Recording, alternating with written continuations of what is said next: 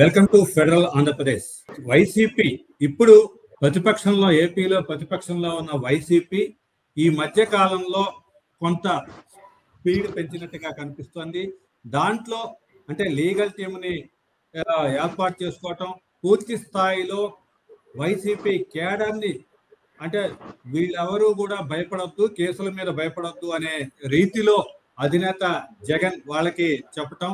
అదేవిధంగా నిన్ననే పూర్తిగా యూత్ వింగ్ లీడర్స్ ని జిల్లాల వారీగా పూర్తి స్థాయిలో ఆయన నియమించడం జరిగింది.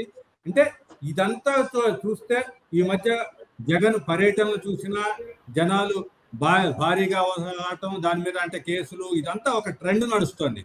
కాబట్టి దీంట్లో ఇప్పుడు ఒక సంవత్సరం లోపలే వైసీపీ అధినేత జగన్ మొత్తం కూడా ట్రెండ్ మార్చి, అంటే బెంగళూరు పారిపోవటం లేదు, నేను ఎక్కడికి కూడా పోవటం లేదు, ప్రజలతోనే ఉంటాను, కూటమి నుంచి పోరాటం చేస్తాను అనే సంకేతాలు ఇస్తున్నాడా అనే ఒక అనుమానం అయితే ఇప్పుడే అందరికీ చర్చ మొదలవుతోంది. దాని మీద మాట్లాడటానికి ఇప్పుడు మనతో పాటుగా టీడీపీ నుంచి విజయభాస్కర్ గారు, వైసీపీ నుంచి బోట్ల రామారావు గారు, అదేవిధంగా సీనియర్ జర్నలిస్ట్ జీపీ వెంకటేశ్వర గారు ఉన్నారు. అదేవిధంగా జనసేన నుంచి ఇక్కడ ఉమామహేశ్వర్ గారు జాయిన్ అవుతారు. దీంట్లో చూసినట్టయితే ఇక్కడ మనం ముందుగా రామారావు గారు మీరు చెప్పండి, మీ అధినేత, మీ బాస్ మొత్తం కూడా స్పీడ్ పెంచారంటారా? నమస్కారం అండి. ముందుగా కేకే గారు మీకు, అట్లాగే ప్యానల్ ప్రతినిధులు అన్న జీపీ గారికి, అట్లాగే జనసేన ప్రతినిధి గారికి మరియు భాస్కర్ గారికి, టీడీపీ ప్రతినిధులకు కూడా నమస్కారాలు. వైఎస్ఆర్ కాంగ్రెస్ పార్టీ స్థాపించిన దగ్గర నుంచి ఒక నిబద్ధతతోటి ప్రజాస్వామ్యంలో ప్రజల విలువల కోసం, ప్రజల యొక్క ఆకాంక్షల మేరకు ఒక ఉద్యమ పార్టీగా మనకు ఆంధ్రప్రదేశ్లో అవతరించింది అనేది మనం అందరం కూడా ఈ యొక్క ప్రస్థానం తీసుకుంటే మొట్టమొదటి నుంచి కూడా ఒక విజన్ తోటి ముందుకు పోతున్నటువంటి పరిస్థితి. అయితే వైఎస్ రాజశేఖర రెడ్డి గారు ఆయన యొక్క ఆశయ సాధన కోసం పేద ప్రజలందరికీ కూడాను మేలు జరగాలనేటువంటి ఆకాంక్ష, అట్లాగే వాళ్ళందరికీ ఏదైతే సంక్షేమ కార్యక్రమాలు రాజశేఖర రెడ్డి గారు తీసుకొచ్చారో 108 కానీ, ఫీజు రియంబర్స్మెంట్ స్కీమ్ కానీ, ఆరోగ్యశ్రీ వంటి బృహత్తరమైనటువంటి పథకాలను రాజశేఖర రెడ్డి గారు తీసుకొచ్చినటువంటి పథకాలను మరింత మెరుగ్గా ముందుకు తీసుకెళ్లాలంటే ఆకాంక్షతోటి, ఆలోచనతోటి, ఆశయాలతోటి వైఎస్ఆర్ కాంగ్రెస్ పార్టీ స్థాపించబడింది. మా నాయకుడు జగన్మోహన్ రెడ్డి గారు నిబద్ధతతోటి ఆ రోజు నుంచి ఈ రోజు వరకు అధికారం లక్ష్యం కాకుండా, మనకు తెలుసు 2014లో కూడా అధికారంలోకి కొద్ది దూరంలోకి వచ్చినటువంటి పరిస్థితి. ఆ రోజు ఇదే కూటమిలాగా Janasena party, BJP, Telugu Desam party కలిసి పోటీ చేస్తే రుణమాఫీ అంశాన్ని మేనిఫెస్టోలో పెట్టమని వైఎస్ఆర్ కాంగ్రెస్ పార్టీ నాయకులందరూ కూడా ఒత్తిడి తీసుకొచ్చినా కూడా మేనిఫెస్టోలో అది ఆచరణ సాధ్యం కానటువంటి హామీ. ఎందుకంటే నవ్యాంధ్రప్రదేశ్ యొక్క బడ్జెట్ కానీ, ఇక్కడ ఆదాయ వనరులు కానీ చాలా కష్టతరమైనటువంటి అంశం కాబట్టి అటువంటి ఆచరణ సాధ్యం కాని హామీలు మనం చేయలేం. కాబట్టి ప్రజలకు మనం ఇచ్చినటువంటి మాట నెరవేర్చాలి. కాబట్టి అటువంటి అబద్ధపు హామీలు నేను ఇవ్వనని చెప్పి ఆయన గట్టిగా ఉన్నటువంటి పరిస్థితి మనం చూసాం. అదే కోవలో నిన్న ఎన్నికలప్పుడు కూడా మనం చూసాం, కూటమి ప్రభుత్వం రకరకాల హామీలు ఇచ్చిందండి. ఆచరణ సాధ్యం కాని హామీలు. ఎర్రన్నాయుడు గారు కూడా చెప్పారు, ఏదైతే మహిళలకు ప్రతి నెల 1500 ఇచ్చేటటువంటి పథకం ఏదైతే ఉందో దాన్ని అమలు చేయాలంటే ఆంధ్రప్రదేశ్ని అమ్మాలని చెప్పి ఆయన ఒప్పుకున్నాడు.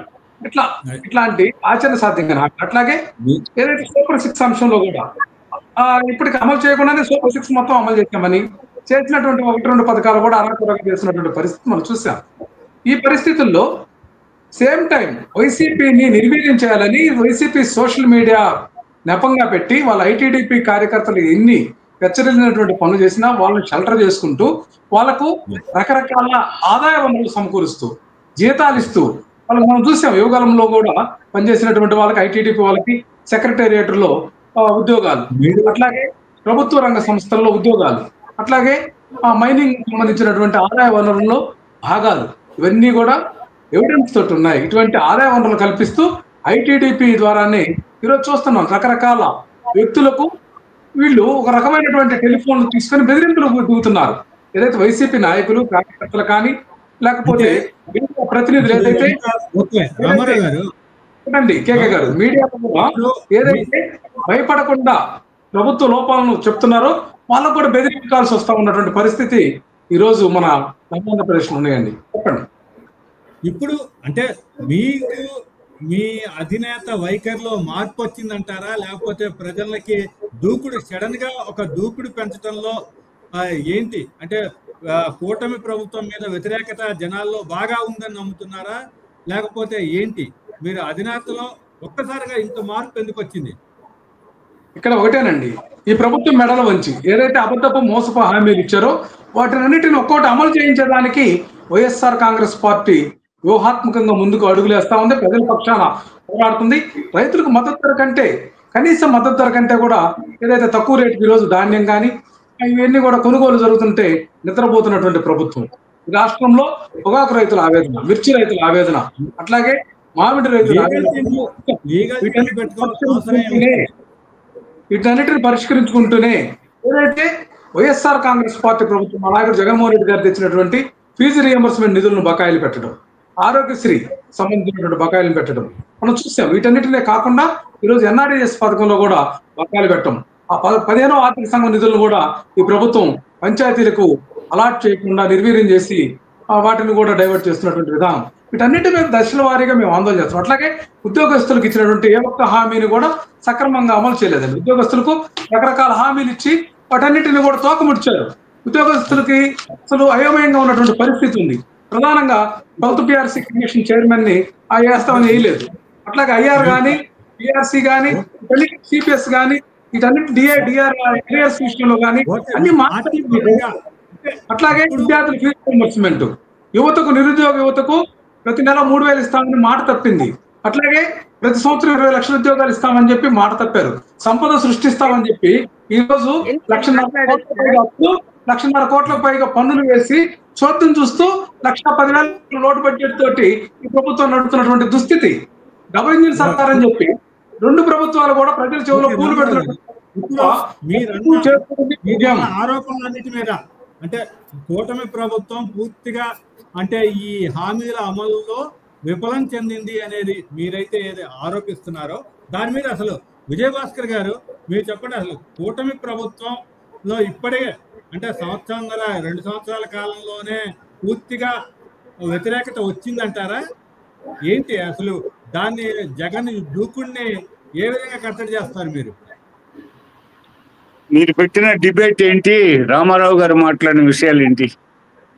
మీరు డిబేట్ కంటెంట్ ఒకటి, రామారావు గారు ఇప్పుడు ఏంటంటే మేము చెప్పిన ఆన్సర్ చేయండి, లేకపోతే డిబేట్ పెట్టిన ఆన్సర్ చేయండి.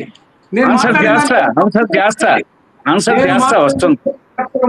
ప్రతి పదము నిరూపిస్తా.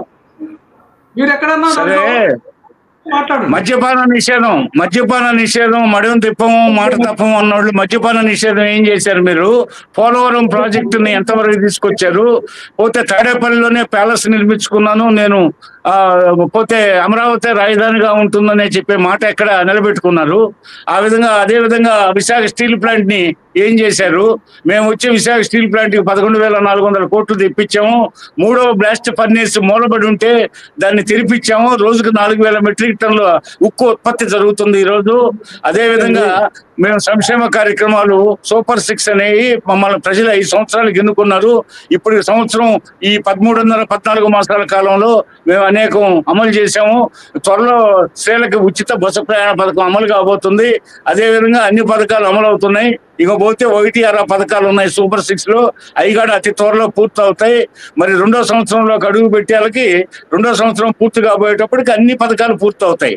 ఇప్పటికే దాదాపు రేపు ఆగస్టు 15 కల్లా ఇది ఉచిత బస్సు ప్రయాణ పథకం ప్రకటించడం జరిగింది.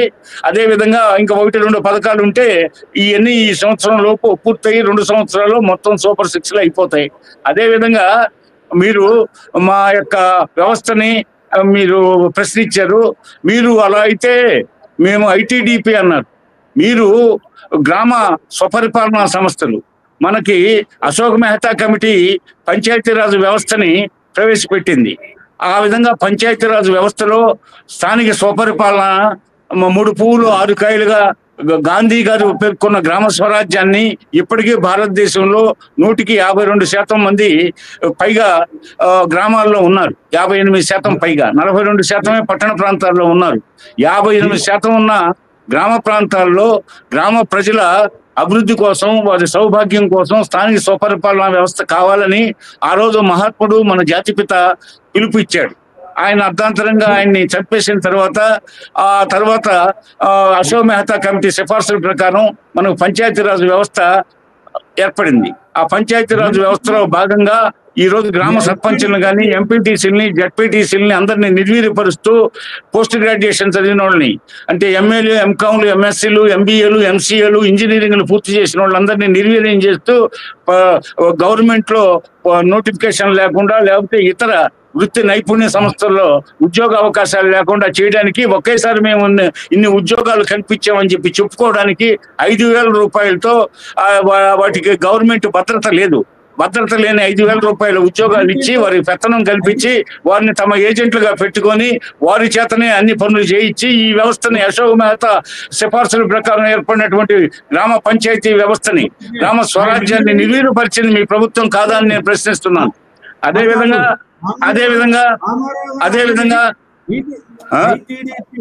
ఐటీడీపీ ద్వారా అబద్ధపు ప్రచారాలు చేస్తున్నారు అనేది ఆయన ఆరోపణ.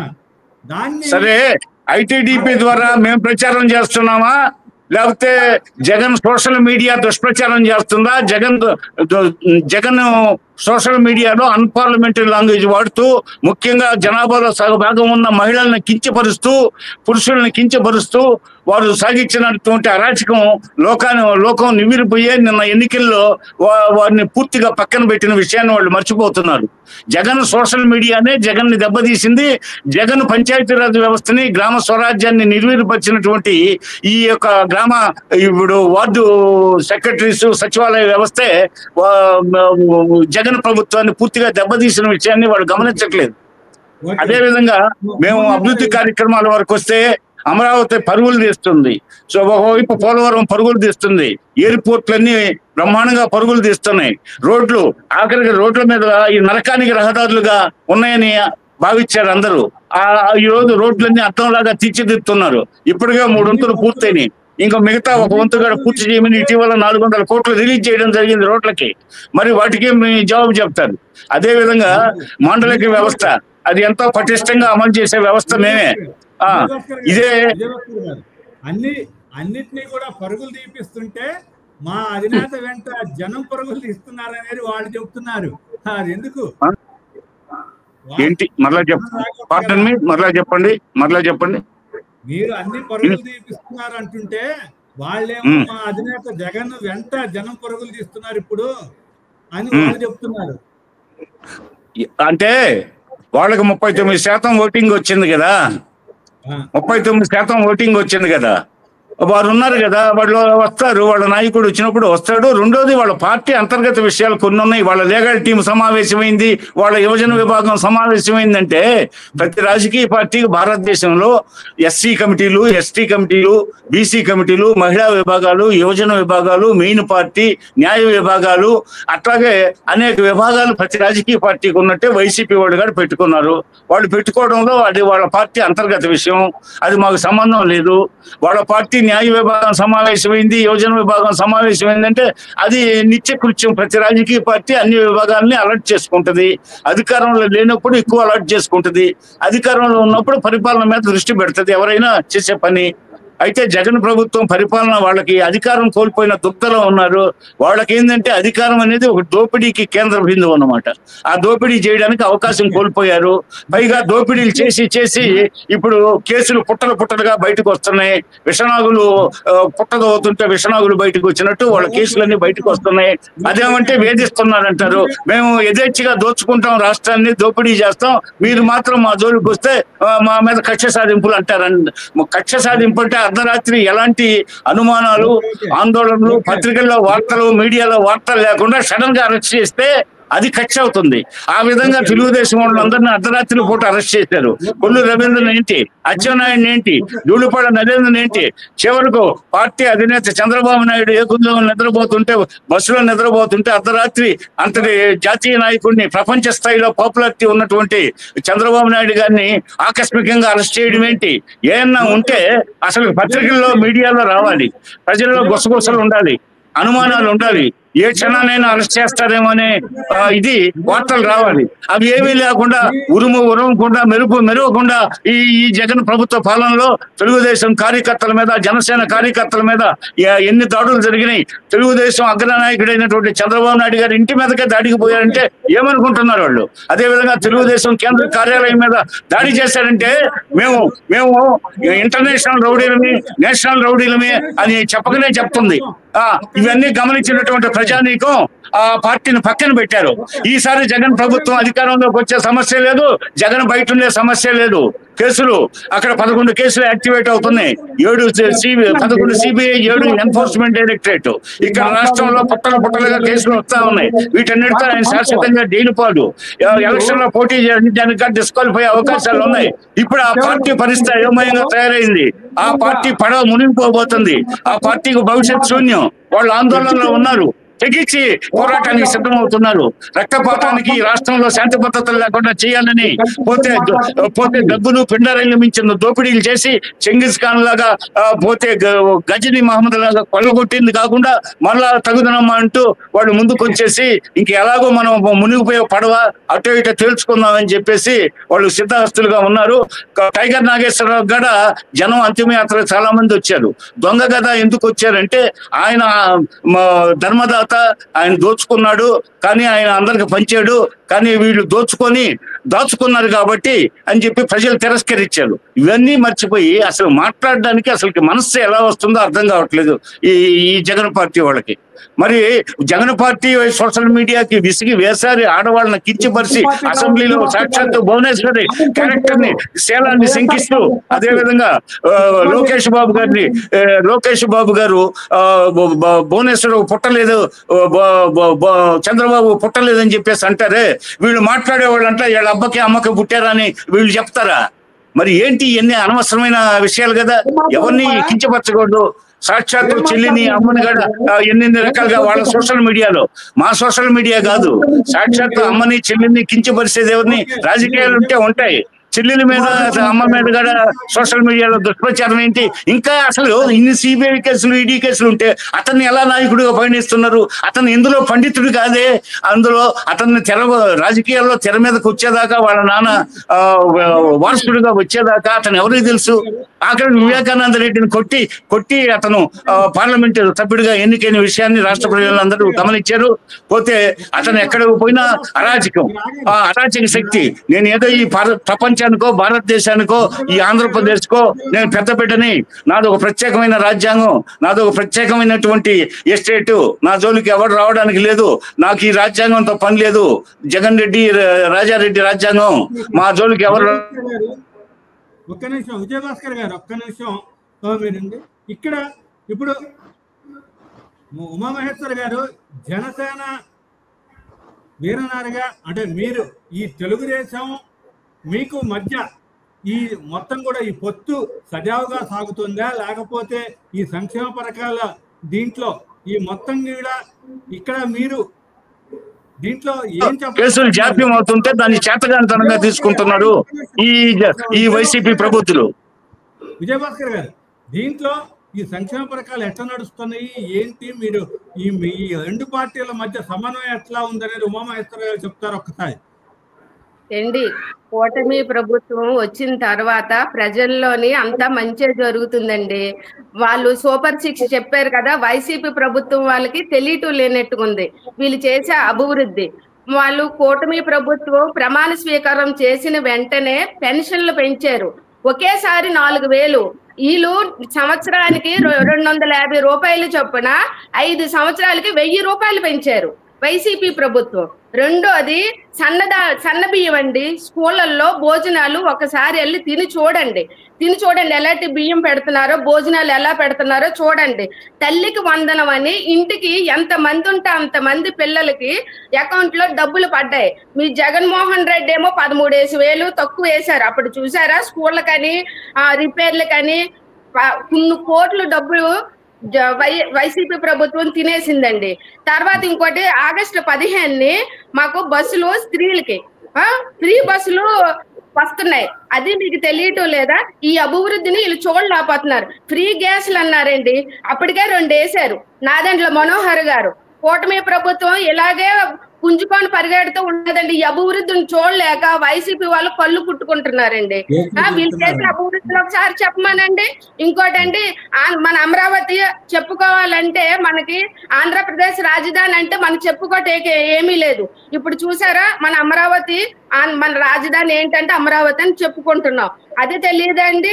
వైసీపీ వాళ్ళు ఎప్పుడు చూసినా ప్రభుత్వం, ఈ కూటమి ప్రభుత్వం ఇలా చేసింది అలా చేసింది అని అంటున్నారు.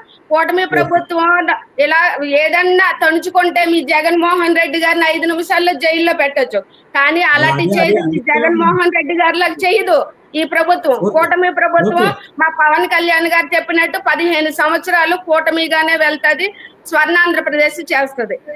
ఓకే, ఇప్పుడు మా రామారావు గారు మాట్లాడే ముందు జీపీ ఒక సీనియర్ జర్నలిస్ట్ గా ఇప్పుడు రాష్ట్రంలో పరిస్థితి ఏ విధంగా ఉంది అంటే, ఇప్పుడు టీడీపీ సంక్షేమ పథకాలు అమలు చేస్తున్నాము, ఉరుకులు పరుగులు మీద పోతున్నా ఉంటుంది. అదే క్రమంలో మా అధినాయకుడు వెంటే జనం పరిగెడుతున్నారు, ఇప్పటికే మార్పు వచ్చేసింది రాష్ట్రంలో అనేది వైసీపీ వాదన. దీని మీద రామారావు గారు మాట్లాడటానికి ముందు మీరు జీపీ గారు మీరు చెప్పండి, అసలు పరిస్థితి ఏ విధంగా ఉంది? కేకే గారికి, వచ్చినటువంటి పెద్దలందరికీ ముందుగా నమస్కారం. ఆంధ్రప్రదేశ్ రాష్ట్రంలో సంక్షేమ పథకాలు అమలు చేయడంలో ఇప్పుడున్న కూటమి ప్రభుత్వం కానీ గతంలో ఉన్న వైఎస్ఆర్సీపీ ప్రభుత్వం కానీ 2 సక్సెస్ అయ్యాయని చెప్పచ్చు. సంక్షేమ పథకాలు అమలు చేయడంలో ఇప్పుడున్న కూటమి ప్రభుత్వం కానీ గతంలో ఉన్న వైఎస్ఆర్సీపీ ప్రభుత్వం కానీ సక్సెస్ అయ్యాయి, అందులో తిరుగులేదు. అయితే సంక్షేమం ఒక్కటే కాదు, ఈ రాష్ట్రానికి అభివృద్ధి కూడా ముఖ్యమైన నినాదంతో కూటమి ప్రభుత్వం అధికారంలోకి వచ్చింది. సరే, అధికారంలోకి వచ్చిన తర్వాత వెంటనే ఉద్యమాలు చేయకూడదు అనుకున్నారో ఏమో మరి తెలియదు. వైఎస్ఆర్సీపీ పార్టీ వాళ్ళు కొంతకాలం టైం ఇచ్చారు. ఆ తర్వాత నాయకుడు సరే ఒకసారిగా నేను బయటకు వస్తున్నాను, తిరుగుతాను, నన్ను ఏం చేస్తారో చేసుకోండి అన్నట్టుగా ఏదో మాట్లాడాడు. అంటే గతంలో ఆయన్ని మరి ఏమైనా చేస్తారని భయపెట్టారేమో తెలియదు మరి కూటమి ప్రభుత్వం వాళ్ళు. అయితే జగన్ గారు మాత్రం ఆ మాట అన్నాడు. ఆ మాట అనడంతో పాటు కొన్ని అంశాల దృష్టికి తీసుకురావాల్సిన అవసరం ఉంది. అంటే ఈ ఉద్యమాలు ఈ నేపథ్యం ఇప్పుడు మనం అనుకుంటున్నటువంటి వైఎస్ఆర్సీపీ చేస్తున్నటువంటి కార్యక్రమాల నేపథ్యం ఏంటి అంటే, social media, YSRCP social media వాళ్ళ మీద కూటమి ప్రభుత్వము కేసులు పెట్టడం నంబర్ 1. కారణాలు ఏంటంటే వాళ్ళు అకారణమైనటువంటి మాటలు మాట్లాడుతున్నారు, అనుచిత భాషను ప్రయోగిస్తున్నారు, అందువల్ల మేము వాళ్ళ మీద కేసులు పెడుతున్నాం. ఉప ముఖ్యమంత్రి కూడా ఆ విషయాన్ని పిఠాపురంలో గట్టిగా వాదించడం, అసలు ఈ హోంమంత్రి స్థానంలో నేనుంటే ఏం చేసామండి అని కూడా అనడం కూడా అవన్నీ మనం చూసాం. ఇప్పుడు వైఎస్ఆర్ కాంగ్రెస్ పార్టీ వాళ్ళు యాక్టివ్ అయ్యారా, స్పీడ్గా జనంలోకి వెళుతున్నారా, ఏం చేస్తున్నారు, ఏం చేయబోతున్నారు అనేది మనం ప్రధానంగా ఇక్కడ చర్చించుకోవాల్సినటువంటి అంశం. ఈ అంశాన్ని మనం దృష్టిలో పెట్టుకొని మాట్లాడాల్సి వచ్చినప్పుడు జగన్ గారి మధ్యన అనంతపురం జిల్లాలో కానీ, ప్రకాశం జిల్లాలో కానీ, గుంటూరు పల్నాడు జిల్లాలో కానీ 3-4 చోట్ల పర్యటించినప్పుడు ఆయన కోసం జనం వస్తున్నారు, ఆయన కోసం మాట్లాడుతున్నారు. అయితే వైఎస్ఆర్సీపీలో ఉండే ముఖ్య నాయకులు కానీ, కార్యకర్తలు కానీ వెళ్ళినప్పుడు కానీ, లేదా అక్కడ ఏదైనా ఉద్యమాలు చేయాలనే ప్రయత్నం చేసినప్పుడు కానీ ఎక్కువ మంది రావడం లేదు. అంటే ఒక నాయకుడి మీద పార్టీ ఆధారపడి ఉంది అనే పరిస్థితి వచ్చింది. మళ్ళీ గతంలో లాగానే ఇప్పుడు కూడా. అంటే నాయకుడు బయటకు వస్తే కార్యకర్తలు లేకపోతే నాయకులు, నియోజకవర్గ నాయకులు వీళ్ళు వస్తున్నారు కానీ లేకపోతే జనం ఎవరు రావడం లేదు అనేది ఒకటి ఉంది. సరే, మన భాస్కర్ గారు వీళ్ళు చెప్పినట్టుగా ఎవరు చెప్పినా కూడాను ఏ పార్టీ అయినా ఆ పార్టీని బలోపేతం చేసుకోవడానికి అనుబంధ సంఘాలను రివైజ్ చేసుకోవటము, వాళ్ళందరినీ కొత్త వాళ్ళని నియమించుకోవటము, పనిచేయ వాళ్ళని పక్కన పెట్టడము, ఇవన్నీ సాధారణంగా జరిగే అంశాలే. అయితే కొత్తగా కమిటీలు వేయడం అనేది కాదు ఇక్కడ ముఖ్యమైనది, యాక్టివ్గా పనిచేయడం అనేది. అంటే జగన్ గారు ఈ మధ్యకాలంలో కొన్ని నియోజకవర్గాల వారి సమావేశాలు నిర్వహించడము, అట్లాగనే పార్టీ ముఖ్యమైనటువంటి పొలిట్ బ్యూరోతో సమావేశం జరపడము, అట్లాగనే పార్టీ ముఖ్యమైన నాయకులతో కూర్చొని మాట్లాడటము, మనం ఏమి చేయాలి, ఏం చేయబోతున్నాము, మనం ఉద్యమాన్ని ఎట్లా ముందుకు తీసుకెళ్ళాలి, కూటమి ప్రభుత్వాన్ని ఎదుర్కోవడం ఎలా అనే దాని మీద కొన్ని ఆలోచనలు చేశారు. ఆ ఆలోచనలు కొన్ని బాగున్నాయి, కొన్ని బాగలేవు. అన్ని బాగున్నాయని చెప్పడానికి కూడా లేదు. వాస్తవానికి ఈ రాష్ట్రంలో వైఎస్ఆర్ కాంగ్రెస్ పార్టీ అంటే ప్రతిపక్ష హోదా కూడా లేదు కదా. ఇప్పుడు ప్రతిపక్ష హోదా మేము ఇచ్చేది లేదు. మినిమం 18 మంది ఎమ్మెల్యేలు ఉంటేనే మీకు ప్రతిపక్ష హోదా వస్తుంది, లేకపోతే ఇవ్వడానికి వీల్లేదని కూటమి ప్రభుత్వం తేల్చి చెప్పింది. దాని మీద ఏదో సెంట్రల్ గవర్నమెంట్కి ఆయన లెటర్ రాశారు, కోర్టుకు లెటర్ రాశారు, అయినా ఎవరు స్పందించలేదు. ఇప్పుడు ప్రతిపక్ష హోదా లేకుండానే వైఎస్ఆర్ కాంగ్రెస్ పార్టీ ఉంది. కానీ ప్రతిపక్ష హోదా లేకపోయినా 40% మంది ప్రజలు ఓటు వేసి వైఎస్ఆర్ కాంగ్రెస్ పార్టీని నాయకులకు ఓటేశారు. అంటే బలం ఒక 10% మాత్రమే రెండు పార్టీలకు మధ్య తేడా ఉంది. మిగిలిన అదంతా కూడాను రెండు పార్టీలకు సమానంగా ఉంది. ఒక 10% మంది ఇప్పుడు కూటమి ప్రభుత్వానికి అనుకూలంగా ఉన్నారు. ఈ 10% మంది ఎవరయ్యా అంటే ఈ ప్రభుత్వం ఏ ప్రభుత్వం ఉండాలని నిర్ణయించేవాళ్ళు, మధ్యవర్తులుగా ఉండేవాళ్ళు, వాళ్ళ పార్టీలతో సంబంధం లేకుండా ఉండేవాళ్ళు. నిజానికి వైఎస్ఆర్ కాంగ్రెస్ పార్టీకి గతంలో అంటే 24 ఎన్నికల్లో ఎంప్లాయీ అనేవాళ్ళు ఒక్కరు ఓటేయలేరు. అది వాస్తవము. అంటే మేము తిరిగాము, చాలా చోట్ల చూసాము, పరిశీలించాము. మాకు వ్యతిరేకంగా పనిచేశాడు, మేము ఓటేయమని చెప్పి ఆ రోజే చెప్పారు. అంటే వాళ్ళ ఉద్యమాన్ని కూడా వైఎస్ఆర్ కాంగ్రెస్ పార్టీ అధికారంలో ఉన్నప్పుడు అడ్డుకోవటము, ఉద్యమాన్ని ముందుకు అడుగు లేకుండా చూడటము. ఇంకొక విషయం మనం ఇక్కడ చెప్పుకోవచ్చు. ఉద్యమాల విషయానికి వచ్చేసరికి కూటమి ప్రభుత్వంలోనే ఏదన్నా స్వేచ్ఛగా బయటకు వచ్చేసేసి అడగలుగుతున్నారు. కానీ వైఎస్ఆర్సీపీ ప్రభుత్వంలో అడిగే పరిస్థితి ఆ రోజు లేదు. అదే ఇప్పుడు వీటన్నిటి మీద రామారావు గారు, ఇప్పుడు దీంట్లో మీరు అంటే మీ అధినేత స్టాండ్ అంటే మారిందా? ఇంతకాలం అంటే 2-3 సార్లు పదే ఆయన చెప్తూ వచ్చారు, ఇంతకు ముందు ప్రభుత్వంలో ఉన్నప్పుడు కార్యకర్తలను నేను పట్టించుకోలేదు, ఇప్పుడు అట్లా కాదు అంటూనే ఒక యాప్ను కూడా ప్రకటించడం జరిగింది, లీగల్ టీంను ప్రకటించడం జరిగింది.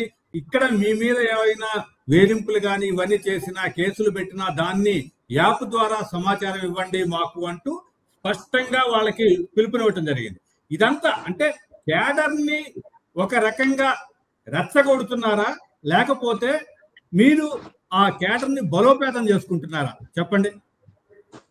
ఇక్కడ ఒక అంశం అండి కేకే గారు, ఇక్కడ కూటమి ప్రభుత్వం అధికారంలోకి వచ్చిన తర్వాత వైఎస్ఆర్సీపీ నాయకులు కార్యకర్తల మీద విపరీతంగా దాడులు చేశారు.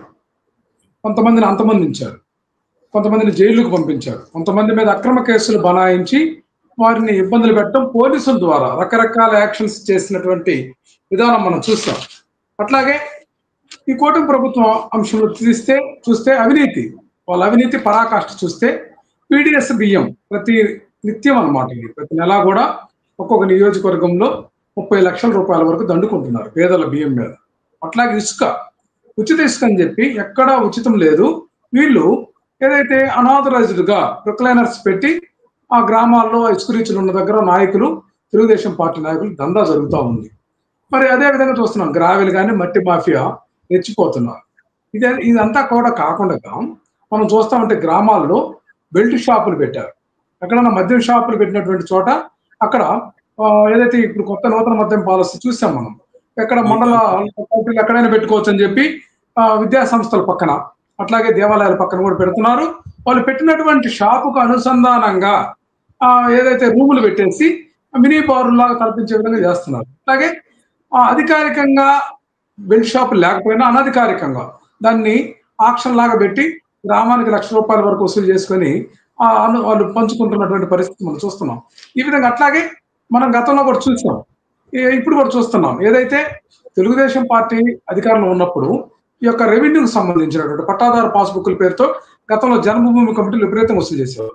ఈ రోజు రూపాయి కూడా లేకుండా ఒక పట్టాదారు పాస్బుక్ మంజూరు చేసే పరిస్థితి ఉందని విపరీతంగా కలెక్షన్ ఉంది. అట్లాగే ల్యాండ్ కన్వర్షన్ కూడా స్థానిక ఎమ్మెల్యే కానీ ఆ యొక్క తెలుగుదేశం పార్టీ వాళ్ళు కానీ చెప్తేనే తహసీల్దార్ గారు ఆ ఫైల్ మూవ్ చేసేటటువంటి పరిస్థితి, కమిషన్ ఓపెన్ కౌంటర్స్ జరుగుతూ ఉన్నాయి. అన్ని నియోజకవర్గాల్లో కూడా ఓపెన్ గా ఉంది. ఇప్పుడు మనకి ఒకటేనండి, ఈ యొక్క పునర్విభజన ఏదైతే చట్టం ప్రకారం మనకు ఏదైతే ఈ యొక్క ఆంధ్రప్రదేశ్ లో కూడా డీలిమిటేషన్ జరుగుద్ది అనేది అది కేంద్ర ప్రభుత్వం చెప్పింది. ఆ పరిస్థితి ఉంది మనకి. జనగణన కూడా కేంద్ర ప్రభుత్వం ఆ యొక్క నోటిఫికేషన్ రిలీజ్ చేస్తున్నటువంటి పరిస్థితి ఉంది. కానీ ఈ యొక్క డీలిమిటేషన్ ప్రక్రియ స్టార్ట్ అయింది, నాకు అవుతుంది, జరుగుతుందంటే తెలుగుదేశం పార్టీ నామరూపం లేకుండా పోయేటటువంటి పరిస్థితి ఉందని, డీలిమిటేషన్ జరగదని ఎల్యూ మీడియా ద్వారా ప్రచారం చేపిస్తున్నారు కదా. కేంద్ర ప్రభుత్వం ఒకవైపు ఏమో జరుగుతుంది అంటుంది, ఇక్కడ తెలుగుదేశం పార్టీ వాళ్ళేమో జరగదు అని చెప్పి ఎల్లో మీడియా ద్వారా ప్రచారం చేస్తున్నారు. ఎన్నిటి పర్యవసానం కానీ అట్లాగే జగన్మోహన్ రెడ్డి గారి కార్యక్రమాలు ఏదైతే పెట్టుకున్నారో ఆ కార్యక్రమాల మీద ఆంక్షలు, అట్లా వైఎస్ఆర్ కాంగ్రెస్ పార్టీ ఇచ్చేటటువంటి పిలుపులు లేకపోతే కార్యక్రమాల మీద పోలీస్ ఆంక్షలు ఎప్పుడు లేనటువంటి పరిస్థితి. అప్రకృత ఎమర్జెన్సీని తలపించేటటువంటి పరిస్థితి ఉంది తప్ప గ్రామాల్లో చూస్తున్నారు, ప్రజలు చూస్తున్నారు, ఇలా దుర్మార్గాలను చూస్తున్నారు. ఇప్పుడు వీళ్ళు మాట్లాడినటువంటి అంశం తీసుకుందాం, మన విజయభాస్కర్ గారు మాట్లాడే దాంట్లో కూడా ఎక్కడా కూడా మనకి క్లారిటీ ఉండదు. మద్య నిషేధం మేము చెప్పలేదండి, ఎన్టీ రామారావు గారి హయాంలో ఆ రోజు తెలుగుదేశం పార్టీ ప్రభుత్వం 1994లో మద్య నిషేధం పేరుతో అధికారంలోకి వచ్చిన తర్వాత 95లో ఆయనకు వెన్నుపోటు పడుతున్నటువంటి చంద్రబాబు నాయుడు గారు దానికి తూట్లు పొడిచారు. అది తెలియదా విజయభాస్కర్ గారికి? అట్లాగే ₹2 కిలో బియ్యం ఏదైతే తెలుగుదేశం పార్టీ వివేకానంద రెడ్డి గారు చేత రాజీనామా చేయించి వెన్నుపోటు పుట్టింది ఎవరు? పెంచినటువంటి మాట వాస్తవం కాదా విజయభాస్కర్ గారు? కాసు బ్రహ్మానంద రెడ్డి పార్టీలో రాజశేఖర రెడ్డి గెలిచి ఇందిరా కాంగ్రెస్ కు వచ్చి మరి కాసు బ్రహ్మానంద రెడ్డి పార్టీని వెన్నుపోటు పొడిచింది రాజశేఖర రెడ్డి కాదా? మరి వివేకానంద రెడ్డి చేత రాజీనామా చేయించి తను ఎన్నిక కావడానికి రాజీనామా చేయించి ఇంది వెన్నుపోటు కాదా? పోతే ఎన్ని వెన్నుపోట్లు వాడాయి? గ్రామ స్వరాజ్యానికి కడప జిల్లాలో ఎంతమంది అవిటి వాళ్ళు ఉన్నారు, కాళ్ళు చేతులు పోయిన వాళ్ళు? పోతే ఎంతమందిని చంపించారు? ఎన్ని చోట్ల రిగ్గీలు జరిగింది? ఈ తెలుగుదేశం పార్టీ వాళ్ళు అబద్ధాలు మాట్లాడతారు. మొత్తం రోడ్లు 60% పైగా రోడ్లు ఈ రోజు కూడా గుంతలమయమై ఉన్నాయి, ఇలా కళ్ళకు కాన్ రావట్లేదు. అట్లాగే వాలంటీర్ల గురించి విమర్శిస్తారే, 5,000 రూపాయలు అసలు మీరు మేము పట్టించుకొని చేస్తున్నాం. ఇప్పుడు 1,400 చిల్లర కోట్లు కేటాయించడం జరిగింది రోడ్లు గుంటలు పోడ్చడానికి. నరకానికి రహదారులు అయినాయి, స్వర్గానికి కాదు రహదారులు. ప్రజాస్వామ్యంలో ప్రజలకి అనుకూలంగా రహదారులు నిర్మించాలా, ప్రజలను నరకానికి పంపించే రహదారులు కల్పించేలాగా మీ పరిపాలన సాగింది. ఇప్పుడు మీరు ఏదైనా మాట్లాడండి విజయభాస్కర్ గారు, మీరు కన్క్లూడ్ చేస్తే మాట్లాడతా.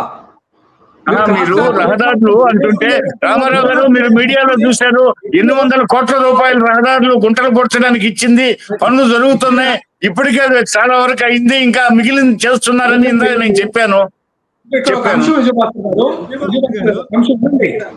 మీరు సూపర్ 6 పథకాలు మేము 5 సంవత్సరాల పాటు అమలు చేస్తాం, 5 సంవత్సరాల లోపల కాదు చెప్పింది. అధికారంలోకి రావడంతో సూపర్ 6 తో పాటు 117 హామీలు ఇచ్చారు, వాటన్నిటి అమలు చేస్తామని ఒకటే అమలు చేయట్లేదు సక్రంగా.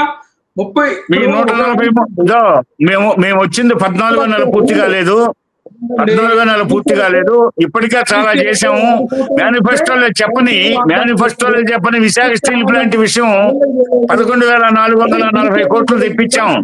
థర్డ్ బ్లాస్ట్ ఫర్నేస్ ను ఓపెన్ చేశాం. 4,000 మెట్రిక్ టన్నుల ఉత్పత్తి నిత్యం జరిపిస్తున్నాం. ఇక పోలవరాన్ని పరుగులు తీస్తున్నాం.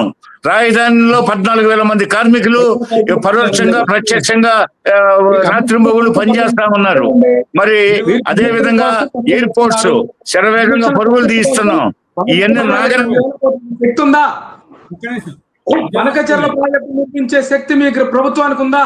ఆర్థిక స్తోమత ఉందా?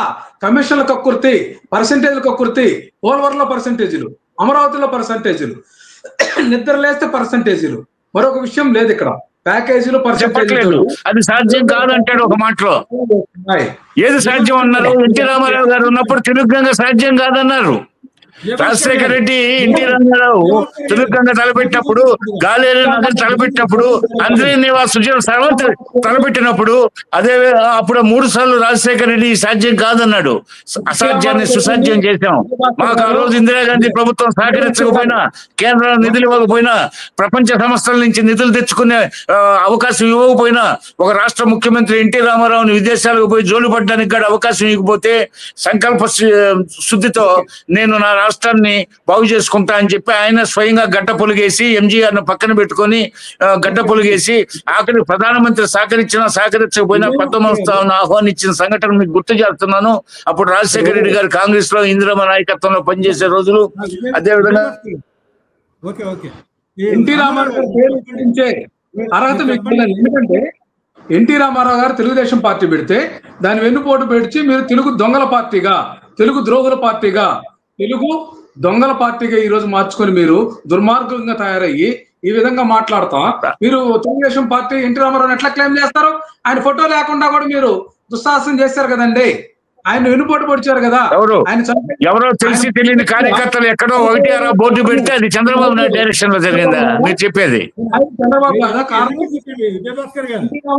కాదు, కాసు బ్రహ్మానంద రెడ్డి బొమ్మ, జగన్మోహన్ బొమ్మ పక్కన పెట్టి మళ్ళీ ఇందిరాగాంధీ బొమ్మ తగిలించుకున్న రాజశేఖర రెడ్డి అవకాశవాదా? తెలిసి తెలియని కార్యకర్తలు ఎక్కడో 2-3 చోట్ల ఎన్టీ రామారావు బొమ్మ పెట్టితే అది హైలైట్ చేసి మాట్లాడతారు మీరు. మా వైసీపీ నాయకులు మీరు ఎవరికి పుట్టారని మీరు మాట్లాడటం సమంజసం కాదు. మీరు మీకు అనుమానాలు ఏమన్నా డిఎన్ఏ టెస్ట్ చేసుకోండి. మాకెందుకు ఆపాదిస్తారు? మేము మాట్లాడలేదు. అందరూ వైసీపీ నాయకులందరినీ మీరు లోకేష్ అంశంతో పోల్చడం ఇది దుర్మార్గం. మీరు మాట్లాడిన అర్హత లేదు. మీరు మాట్లాడకూడదు. మీరు పెద్దోళ్ళు, భాషను సంస్కరించుకోండి. విజయభాస్కర్ గారు, లోకేష్ చంద్రబాబు ఒక నాయకుడు మాట్లాడితే అది మీరు మీకు ఏదైనా దాన్ని క్లారిఫై కావాలంటే డిఎన్ఏ టెస్టులు వాళ్ళు ఛాలెంజ్ చేసుకోండి. వాళ్ళు మీరు వైసీపీ నాయకులందరూ మీరు ఎవరు పుట్టారని మాట్లాడితే ఇది సమాజంలో మంచి పద్ధతి కాదు. మీరు ప్రోత్సహించిన అంబటి రాంబాబు, రోజాలు, కొడాలి నాన్లు, వల్లభనేని వంశీలు వీళ్ళందరి చేత ఏమేమి మాట్లాడిచ్చారు? వాళ్ళందరినీ కేసుల్లో ఇరికిచ్చారు. కేసుల్లో ఇరికించడమే రాజారెడ్డి కుటుంబ చరిత్ర. అందరినీ కేసుల్లో ఇరికించాలా, వాళ్ళు చుట్టూ తిప్పుకోవాలా? రాయలసీమ ప్రశాంతమైన రాయలసీమ, అన్నమయ్య జన్మనిచ్చిన రాయలసీమ ప్రశాంతతకు మారు పేరు.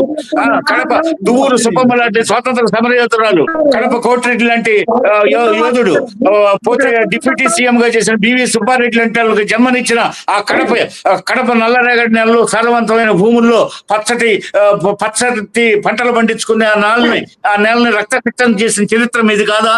ఎంతమంది అంగవైకల్యంతో ఈ రోజుకి బాధపడుతున్నారు?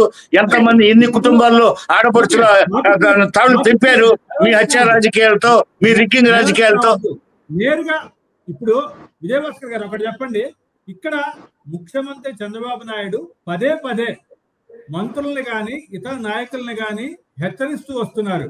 మీరు సరిగ్గా ఆ వైసీపీని టార్గెట్ చేయటం లేదు, వైసీపీ వాళ్ళు రెచ్చిపోయి మాట్లాడుతుంటే దాన్ని మీరు సంక్షేమ పథకాలను కూడా ప్రజలకి చెప్పలేకపోతున్నారు అని ముఖ్యమంత్రి పదే హెచ్చరిస్తున్న ఆ పరిస్థితి ఎందుకు వచ్చిందంటారు? చంద్రబాబు నాయుడు గారు గతంలో మనం అనేక సంక్షేమ అభివృద్ధి కార్యక్రమాలు చేశాము. పోతే లా అండ్ ఆర్డర్ అన్ని కంట్రోల్లో పెట్టి ప్రశాంతమైన పరిపాలన అందించాము.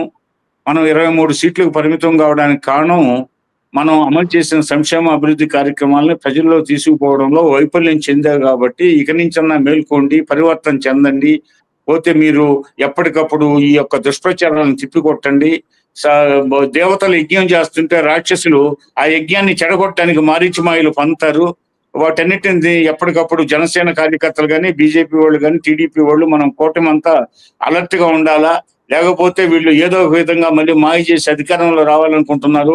ఇప్పటికే రాష్ట్రాన్ని అంధకారం చేశారు, అస్తవ్యస్తం చేశారు, కుక్కలు చింపిన విస్తృతి చేశారు. దీన్ని గాడిలో పెట్టడానికి చాలా టైం తీసుకుంటుంది. మరో పక్క మనం ఎలక్షన్ మేనిఫెస్టోలో హామీలు ఇచ్చాం. హామీలు ఇచ్చిందే కాకుండా మరలా కొత్త థాట్స్ ప్రకారం మనం అభివృద్ధి సంక్షేమ కార్యక్రమాలు కొత్త అన్ని ప్రవేశపెడుతున్నాం.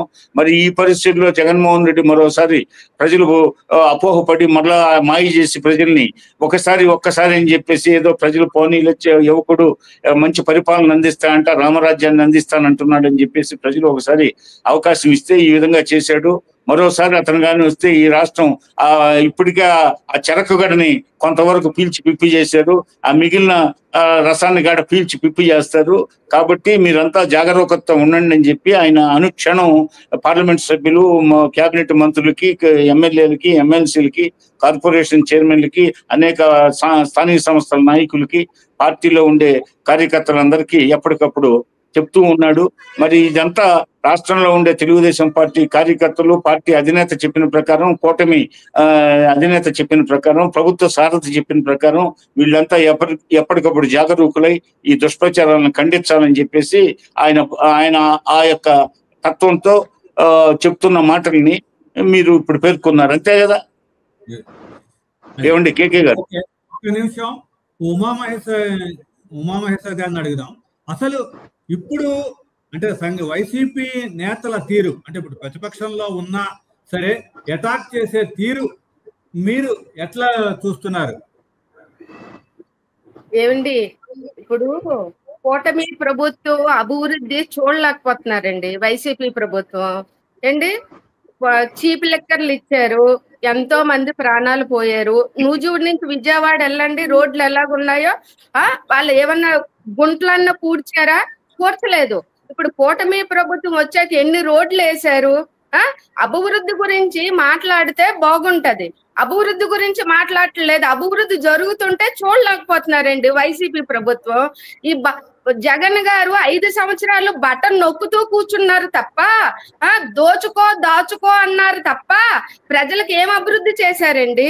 ఇంకొకటండి, ఏమన్నా బ్యాగులు పంచారంటే పబ్లిసిటీ, ఆయన ఫోటోలు, ఒక పంచాయతీ ఆఫీస్ ఉందంటే వాళ్ళ రంగులు.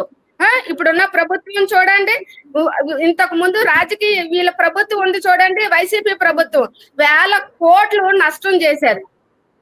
ఇప్పుడు అభివృద్ధి గురించి మాట్లాడండి, కూటమి అభివృద్ధి గురించి. అది కాకుండా వచ్చి 1 సంవత్సరం 4 నెలలు అయ్యింది, ఇప్పటికి ఇన్ని పథకాలు తీసుకొచ్చి వాళ్ళు చెప్పిన సూపర్ 6 లో లైన్ గా తీసుకొస్తున్నారు. మీరేంటండి నవరత్నాలు అన్నారు, నవరత్నాల్లో ఏ రత్నమో ఒక రత్నం అన్నా చేశారా మీరు? దాని గురించి మీరు మాట్లాడండి. అంతే తప్ప కూటమి ప్రభుత్వం వచ్చాకే అంతా బాగుంది. జగన్మోహన్ రెడ్డి తల్లిని చెల్లిని ఏమన్నా మర్యాదగా చూసారా? మొన్న అమరావతి రైతుల గురించి అసభ్యంగా సాక్షి పేపర్లో రాశారు. తల్లిని చెల్లిని గౌరవించలేని వాళ్ళు కూడా అసభ్యంగా రాస్తారా? ముందు జగన్మోహన్ రెడ్డి గారు వాళ్ళని కొంచెం అభివృద్ధి గురించి మాట్లాడితే బాగుంటదండి, కూటమి ప్రభుత్వం గురించి. ఓకే జీపీ, ఇప్పుడు దీంట్లో అంటే ఇప్పుడు ఉన్న పరిస్థితుల్లో జగన్ అంటే వ్యూహాన్ని ఏ విధంగా ఉంది? అంటే జగన్ వ్యూహం మార్చుకున్నాడా? అంటే బెంగళూరుకే పరిమితం కాకుండా తరచూ సమావేశాలు పెట్టడం ఇది.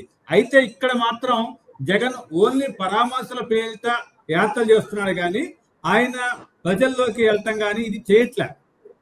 అంటే ఆ సందర్భంగా వస్తున్నారు. మీరు ఇంకో పాయింట్ కూడా చెప్పారు, మిగతా నేతలంతా కూడా ఏమి పట్టనట్టుంటున్నారు, అధినేత వచ్చినప్పుడే ఇది చేస్తున్నారు. ఆ పరిస్థితి వైసీపీకి ఎలాంటి ఎఫెక్ట్ ఉంటుంది? ప్రతిపక్ష పార్టీగా వైసీపీకి అది నష్టమే. వైఎస్ఆర్సీపీ ప్రతిపక్ష పార్టీగా ప్రజల తరపున నిలబడాలి, ప్రజలకు ఏదన్నా అన్యాయం జరిగినప్పుడు పోరాడాలి. కానీ వాళ్ళ కార్యకర్తలకు అన్యాయం జరుగుతుందని, కార్యకర్తలను జైల్లో పెడుతున్నారని ఆ వైపుగా మాత్రమే ఇప్పుడు ఉద్యమాల వైపు లేకపోతే నాయకులు పోయి జైల్లో పరామర్శించడము ఇది కాదు కావాల్సింది. అధికార పార్టీ ఇచ్చిన హామీలు నెరవేర్చడంలో ఎంతవరకు సఫలమైంది, ఎంతవరకు విఫలమైంది, విఫలమైన పథకాల గురించి జనానికి ఏం చెప్పాలి, జనాలను ఎట్లా తీసుకోవాలి, వాళ్ళను ఉద్యమం వైపు ఎలా నడిపించాలి అనేది ప్రతిపక్ష పార్టీ బాధ్యత. ఇక్కడ ప్రతిపక్ష పార్టీ బాధ్యతను ప్రతిపక్ష పార్టీనే కాదు పీపులే నిర్వహిస్తుంది. ఈ రాష్ట్రంలో ఉదాహరణకు మనం ఒక చిన్న అంశం చెప్పుకుందాం. కరేడు మన ప్రకాశం జిల్లా, నెల్లూరు జిల్లా ఉడవపాడు దగ్గర రామాయపట్నం పోర్టుకు సంబంధించిన భూములను ఇండోసోల్ కంపెనీకి ఇవ్వాలని చెప్పేసి అనుకున్నప్పుడు ఈ రెండు పార్టీలు, ఇక్కడున్న అధికార పార్టీ కానీ గతంలో ఉన్న ఇప్పుడున్న ప్రతిపక్ష పార్టీ కానీ గతంలో ప్రభుత్వ పార్టీ కానీ రెండు కూడా ఇండోసోల్ కంపెనీకి అనుకూలమైనవి. వాళ్ళు గతంలో ఆయన 115 ఎకరాలు ఇచ్చారు. ఇప్పుడు ఈ ప్రభుత్వం 8,500 ఎకరాలు ఇవ్వాలనుకుంది. ఒక జియో ద్వారా మొత్తం 20,000 ఎకరాలు సేకరించమని ఒక 15-20 రోజుల క్రితం ప్రభుత్వం జియో కూడా ఇష్యూ చేసింది. అంటే వీటన్నిటిని బట్టి చూస్తే అర్థమవుతుంది ఏంటంటే ఇప్పుడున్న ప్రభుత్వము వాళ్ళ అవసరాల కోసం ఉపయోగాలను చూసుకుంటుంది. గతంలో ఉన్న ప్రభుత్వం వాళ్ళ అవసరాల కోసం ఉపయోగాలను చూసుకుంది. ప్రజల అవసరాల కోసం ప్రజల అవసరాలు ఎవరికీ పట్టలేదు. ప్రజలు వాళ్ళంతకు వాళ్ళు బయటకు వచ్చి రోడ్డు మీద కూర్చుంటే తప్ప అక్కడున్న ప్రతిపక్ష నాయకులు కానీ లేకపోతే అధికార పక్షంలో ఉన్న వాళ్ళు కానీ, కందుకూరు ఎమ్మెల్యే గారు కూడా కలెక్టర్ దగ్గరికి, నెల్లూరు కలెక్టర్ దగ్గరికి కొంతమంది రైతులను తీసుకొని పోయి మాట్లాడారు. ఏమని మాట్లాడారు? భూములు ఇచ్చేస్తాము, ఎంతో కొంత డబ్బులు కలెక్టర్ గారు మాట్లాడే సెటిల్ చేస్తారని మాట్లాడారు తప్ప ఈ భూములు వాళ్ళకు మరి అవసరం కదా సార్, వాళ్ళు బతుకెట్లా, వాళ్ళని ఏం చేద్దాము, ఏ పరిశ్రమలో పెడదాము, ఆ పరిశ్రమలో పెడితే మరి వాళ్ళకు జీవనము ఉంటుందా? భూమి మీద ఆధారపడి బతికేవాడిని భూమికి దూరం చేస్తున్నారు అని చెప్పేసారంటే ఏ విధమైన అభివృద్ధిగా మనం చూసుకోవాలి? సరే, ఈ అభివృద్ధిని అన్నింటిని పక్కన పెడితే ఉద్యమాల రూపంలో వైఎస్ఆర్సీపీ ప్రభుత్వం చేస్తున్నటువంటి ప్రభుత్వ అంటే విధానాలు తప్పుపట్టి మాట్లాడుతుందంటే అది ఎక్కడ కనిపించలేదు. కాబట్టి ప్రభుత్వము పోరాటం చేస్తుంది, గొప్పగా పనిచేస్తుంది అని చెప్పడానికైతే వీల్లేదు. ఇప్పుడు మీరు ఇప్పుడు క్లియర్ కట్ చెప్పండి, మీ పార్టీ అంటే మీ అధినేత గాని పరామర్శలు ఏదో పార్టీ నాయకుల మీద దాడులు జరిగినాయనో లేకపోతే మిగతాది వాళ్ళ ఇంటి మీదకి పోయారనో ఇలాంటి పరామర్శలకు వస్తున్నారు కానీ ప్రజా సమస్యలు ఎక్కడా కూడా మీ పార్టీ లేవనెత్తడం లేదు అనే ఒక అపవాదు అంటే ఆరోపణ ఉంది. దాన్ని అంటే మీరు మామూలుగా ఈ మీడియా ముందు కూటమి ప్రభుత్వం పథకాలను అమలు చేయటం లేదని చెప్తున్నారే గాని ప్రజల పక్షాన పోరాటం చేయటం లేదు ఒక ప్రతిపక్ష పార్టీగా. దాన్ని ఎట్లా మీరు సమర్థిస్తారు? ఇక్కడ అవగాహన లేకుండా కొంతమంది అర్థం కాని పరిస్థితే కానీ వైఎస్ఆర్ కాంగ్రెస్ పార్టీ మొట్టమొదటి నుంచి నిబద్ధతోటి ప్రయత్నం చేస్తుంది. ఈ రాష్ట్రంలో జరుగుతున్నటువంటి అరాచకాల మీద గల్లీ నుంచి ఢిల్లీ దాకా మేము నిరసన కార్యక్రమం చేపట్టాం ప్రజల కోసం, ప్రజల మీద లేకపోతే న్యూట్రల్ ఓటర్స్ మీద జరుగుతున్నటువంటిది. అట్లాగే ఫీజు రియంబర్స్మెంట్, నిరుద్యోగ యువతల సమస్యల మీద కలెక్టరేట్ల వద్ద ధర్నాలు చేశాం. రైతు మద్దతుదారులు కానీ రైతు సమస్యల మీద కలెక్టరేట్ల వద్ద, మండల కార్యాలయాల వద్ద ధర్నాలు, నిరసనలు చేపట్టాం. అట్లాగే పొగాకు రైతుల కోసం పొదిల్లో పొగాకు బోర్డు సందర్శించి అక్కడ రైతుల పక్షాన్ని నిలబడి ధరల తగ్గుదలకు వ్యాపారులతోటి కూటమి ఏదైతే ఐటీసీ కానీ ఇట్లాంటి బడా సంస్థలన్నీ కూడా ఆ కూడబలుక్కొని రైతులకు సరైన ధర రాకుండా చేస్తున్నాయని నిలదీశాడు కదా మా నాయకుడు జగన్మోహన్ రెడ్డి గారు. అట్లాగే మిరప రైతులు ఆ అధపాతాళానికి మిరప రైతులు మిరప ధర పడిపోతే దానికోసం మద్దతుగా గుంటూరు మిర్చి యార్డును సందర్శించిన తర్వాత కొంత మెరుగ్గా ధరలు పెరిగిన మాట వాస్తవం కదా. అట్లాగే తోతాపూడి మామిడి రైతుల గురించి చిత్తూరు జిల్లాలో పర్యటన చేసి అక్కడ కూడా రైతులకు అండగా నిలిచిన తర్వాత ప్రభుత్వం ప్యాకేజీ ప్రకటించింది కదా. ఇక్కడ మంత్రులు కానీ వీళ్ళందరిలో చలనం ఎప్పుడు వచ్చిందంటే మా నాయకుడు జగన్మోహన్ రెడ్డి గారు తీసుకున్నటువంటి స్టాండ్ తర్వాత వాళ్ళ చలనం వచ్చింది కదా. మనం ఎన్ని చూసాం కదా. ఇంతకంటే ఎక్కువగా ఎవరు పోరాడేటటువంటి పరిస్థితి ఏమైనా ఉందని చెప్పండి. ఎక్కువగా మనం మాట్లాడితేనేమో అప్పుడే సంవత్సర కాలం కాకుండా విమర్శిస్తున్నారని మిగతా కొన్ని పక్షాలతోటి కలిసి వీళ్ళు మాట్లాడుతున్న విధానం మనం చూసాం కదా. జగన్మోహన్ రెడ్డి గారు సరైన నిర్ణయాలు తీసుకుంటున్నారు. ఒక ప్రతిపక్ష బాధ్యత కలిగినటువంటి మాజీ ముఖ్యమంత్రిగా, ప్రతిపక్ష పార్టీగా సరైన స్టాండ్ లో ప్రజా సమస్యలను ఖచ్చితంగా ఎప్పటికప్పుడు మేము రాజకీయాలు చేయట్లేదు, లేకపోతే ఓట్ల రాజకీయం మేము చేయట్లేదు, అధికారం కోసం చేయట్లేదు. ఇప్పుడే ఎన్నికలు 5 సంవత్సరాలు 4 సంవత్సరాలు ఉన్నాయి. ఇంకా 4 సంవత్సరాలకి సాధారణ ఎన్నికలు ఉంటే ఇప్పటి నుంచే మేము ఫైట్ చేస్తున్నాం కదండి. తెలుగుదేశం పార్టీ 3 సంవత్సరాల పాటు 4 సంవత్సరాల పాటు బయటకే రాలేదు. ఈరోజు అబద్ధపు హామీలు ఇస్తున్నటువంటి అంశం మీద ప్రజల్లో కూడా తీవ్ర వ్యతిరేకత వచ్చింది, స్పందన వస్తుంది.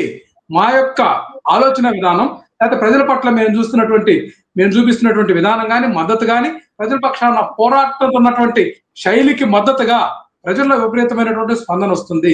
దాన్ని చూసి భయపడే కదా ఈ ఆంక్షలు, పోలీస్ ఆంక్షలు, గ్రామాన ఆంక్షలు. ఏదైనా ప్రోగ్రామ్ చేపడితే ఆ బారికేడ్లు చూసాం కదండి. ఆ గుంతలు తీశారు, జేసీబీలు తీసుకొచ్చి గుంతలు తీశారు. ఆ గుంతలు పెద్ద తెలుగుదేశం పార్టీ నాయకులకి పెద్ద గుంతలు. అవి ఆ గుంతలు వాళ్ళు దూకున్న గుంతల్లో వాళ్ళే పడి పోయేటటువంటి ప్రమాదం ఉంది. వాళ్ళ రెడ్ బుక్ టీడీపీకి డెడ్ బుక్ గా మారింది, చచ్చిపోతున్నారు. మా యాప్ ద్వారా ప్రజల యొక్క సమస్యలు ఏదైతే మన అధికారులు కూడా సక్రమంగా పనిచేయించాలి. మనం చూస్తున్నాం కదా పోలీస్ వ్యవస్థ అంతా కూడా మంగళగిరి పాటిస్తున్నారు కానీ పక్కన ఉన్న డీజీపీ కార్యాలయం ఆదేశాలు పాటించట్లేదు. ఇది పోలీసులు కూడా వెనక్కి తిరిగి చూసుకోవాలి మనం ఎక్కడున్నామని. అసలు నిబద్ధత కలిగినటువంటి సమర్థవంతులైనటువంటి అధికారులందరూ కూడా విఆర్ లో పెట్టి వాళ్ళకి సంబంధించినటువంటి కేసులు ఉన్నటువంటి వాళ్ళు, ఏదైతే లంచగొండితనం ఏసీబీ ట్రాప్ లో ఉన్న వాళ్ళు, లేకపోతే నిర్లక్ష్యంగా డ్యూటీలు చేసిన వాళ్ళందరినీ కూడా ఈ రోజు లా అండ్ ఆర్డర్ లో పెట్టినటువంటి దుర్మార్గ స్థితి ఈ తెలుగుదేశం పార్టీ ప్రభుత్వాన్ని నేను ఖచ్చితంగా చెప్తా ఉన్నా. వీళ్ళ యొక్క వైఖరి ఎలా ఉందంటే ఏదేమైనా సరే వైఎస్ఆర్ కాంగ్రెస్ పార్టీ కార్యక్రమాలని ఆ యొక్క మాటలను కానీ నాయకులను కానీ అడ్డుకొని తాము అవినీతిని యథేచ్ఛగా మరలా రాము అనేది క్లియర్ అయిపోయిందండి వాళ్ళకి.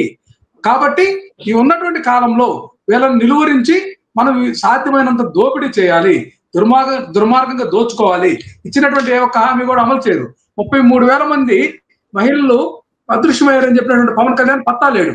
ఆయన హైదరాబాద్ లో ఉండి ఇక్కడ రాజకీయం ప్యాకేజీ కోసం పనులు చేస్తుంటాడు. సినిమా టికెట్ తెలంగాణలో 100 రూపాయలు ఉంటే 700 పెంచుకునేదానికి తన అధికారాన్ని ఉపయోగించుకుంటాడు, డిప్యూటీ సీఎం పదవిని. అట్లా మనం చూసాం. సుగాలి ప్రీతి కేసు నాకు అత్యంత ముఖ్యము, రాగానే అధికారంలో రాగానే నేను ఏదైనా సరే దాన్ని తేలుస్తానన్న వ్యక్తి తర్వాత ఎటు తెలియదు. ఈరోజు పంచాయతీ సర్పంచులు చెక్ పవర్లు బీకేస్తున్నాడు తన శాఖ పరిధిలో. అటవీ శాఖ విషయంలో మనం చూసాం. ఏదైతే ఆ కాశీనాయన సత్రం విషయంలో కూడా వాళ్ళు చేసినటువంటి దుర్మార్గ విషయం, పడగొట్టినటువంటి అంశం. అట్లాగే ఎన్ఆర్జీఎస్ ఉద్యోగులకు కానీ ఎన్ఆర్జీఎస్ కూలీలకు కానీ సరిగ్గా డబ్బులు ఇవ్వటం లేదు. ఏదైతే వారం వారీగా ఇవ్వాల్సినటువంటి బట్వాడ జరగట్లేదు. దీని మీద దృష్టి పెట్టండి. వీళ్ళు ప్యాకేజీల కోసము అవినీతి కోసం కాసు కూర్చున్నారు తప్ప ప్రజాపాలనలో వీళ్ళకి ఎటువంటి నిబద్ధత లేదు. వీళ్ళు ఈ రోజుకు కూడా సంవత్సరం రోజులు దాటినా కూడా ఇప్పటికి కూడా వైఎస్ఆర్ కాంగ్రెస్ పార్టీని బూచిగా చూపిస్తున్నారు. అప్పుడు అట్లా చేశారు, ఇప్పుడు ఎట్లా చేశారు. ఏదో ఒకటి చేశాం. మీరు అది దొంగ మాటలు చెప్పి అబద్ధాలు చెప్పి లేకపోతే రకరకాల అంశాలతోటి 3 పార్టీలు అక్రమంగా కూటమి కట్టి మీరు ఒక నిబద్ధత లేనటువంటి విధానంతో రాజకీయ ఏదైతే ఓట్లు ఈవీఎంలు కూడా తేడా ఉన్నాయి. అట్లాగే మా పార్టీకి సంబంధించినటువంటి కొన్ని అంశాలను మీరు ఎద్దేవా చేసి లేకపోతే ఏదైతే మీరు అసంబద్ధంగా నీతి ఆయోగ్ ద్వారా వచ్చినటువంటి ల్యాండ్ టైటిలింగ్ యాక్ట్ ను ఎట్లా అండి వీళ్ళు డబుల్ ఇంజిన్ సర్కార్ అంటారు, కేంద్ర ప్రభుత్వం తెచ్చినటువంటి దాన్ని వీళ్ళు బాహాటంగా విమర్శించారు. వీళ్ళ ద్వంద్వ విధానము, 2 నాలుకల ధోరణి మన ప్రజలందరూ ఇప్పుడిప్పుడే తెలుసుకుంటున్నారు.